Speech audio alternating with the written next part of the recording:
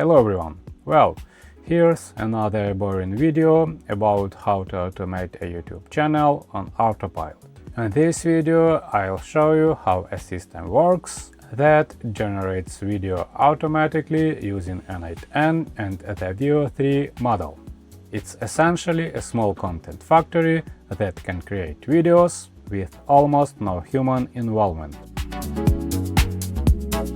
The whole process can be divided into three parts: workflow activation and scene generation, video generation, and publishing the video to YouTube. So, such a system can be used for various tasks. For example, in my case, it's an entertainment channel where I occasionally change prompts for viral videos. For instance, a video of cat playing the saxophone,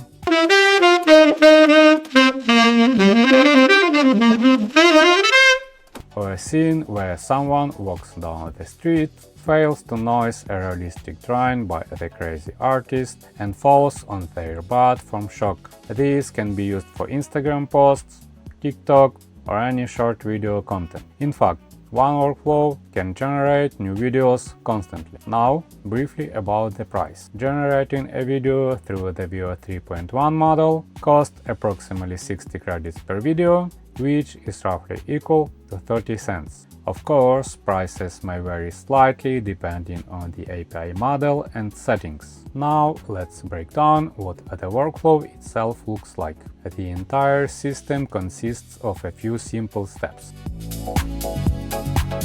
First, we trigger the workflow, then an AI agent generates a detailed description of the scene. After that, the VEO 3 model generates the video, and in the final step, the finished video is automatically published in YouTube. Well, let's get into the details. The first is a node for automatically starting the workflow every 2 days. Next is a node for generating random number, in my case from 1 to 15. That's how many example video scenarios are in my agent. After that, the AI agent steps in. Its task is to create a prompt from the examples based on the random number it received from the code node and provide a more detailed description of the scene.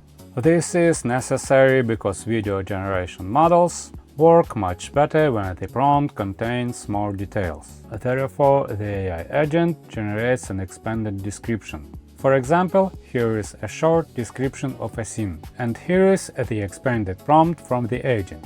Such a description is much better suited for video generation. For the agent to function fully, you need to add a chat model. I use Anthropic Cloud Sonnet 4.6. Of course, you need to create an account in the Cloud Console and top up the balance by at least $5. I also add a think tool and output parser, and if desired, you can add simple memory. Nothing needs to be configured there. This is what a full-fledged agent looks like. If you open the agent itself, the prompt field says "Generate a prompt for a random number." There is also an instruction in the system message describing exactly what our agent should do. Next comes the block for video generation, an HTTP node. I'll call it create video. We go to the kai.ai service, look for text to video in the model market, and select the VEO 3.1 model. Here you can see all the information about the model. Click Run with API, copy the curl, and paste it into import curl. Set authentication to generic credential type, generic auth type, header auth.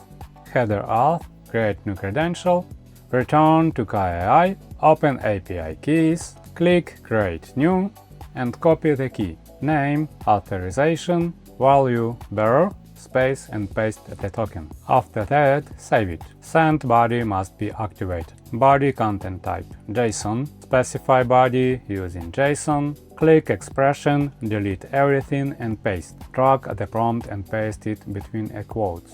You can see immediately that everything is being substituted correctly. This means the setting is working. Save the workflow. After we run the node, we can check generation process. In the logs tab on KaiAI, under the VEO tab. There you can see that the video generation process is underway. Next we add a wait node and I set it to 180 seconds. Now add the next HTTP node and call it get video. Go to the KI documentation, copy the curl from get VEO 3.1 video details tab and paste it into import curl. The only thing that we need to be added is the specific task ID. In the URL after info, add task ID equals and drag the task ID from the previous node. This is the task ID of your video from the KI. Click execute step and in the response we see the result URL. Next I add the code node and insert a JavaScript code, for example. This completes the video generation section. And the last stage is publishing the video. I have another part present, but it's not active. This is because I previously used the service called Blotator for publishing. It simplifies the automatic publishing process a lot, but the cost of such simplicity is almost $30 per month. And since I do is more as a hobby, my goal for now is to reduce cost, so we're taking the harder path, but the free one. I add an HTTP node and call it download video. In the URL field, I drag the result URLs from the previous code node. And the last node, upload the video. In this node, you need to configure and connect the required YouTube channel.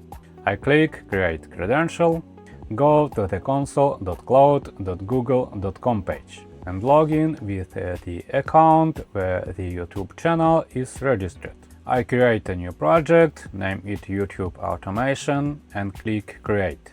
I select the created project and type YouTube Data API v3 in the search, then click Enable. Next, the Credentials tab, Configure Consent screen, Get Started. I enter the app name, email and click Next. Type External, Next again, email once more, Next. Agree to the terms and click Create. Then create auth client, web application. You need to paste the redirect URL from the YouTube node in N8N. After creation, I copy the client ID and client secret and paste them into the corresponding fields and N8N. To the data access tab, you need to add scopes. In the search, I type YouTube and add YouTube and upload. Save it. Go to the audience tab, add user, and add the email where the YouTube channel was created. I return to N8N and click sign in with Google.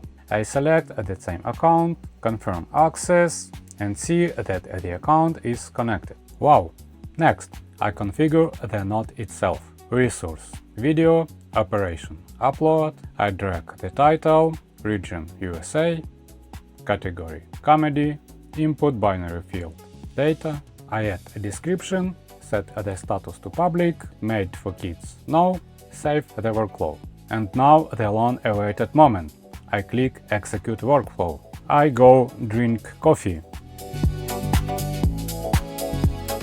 Or fix errors, of which there might be more than I expected. But over time, everything starts working.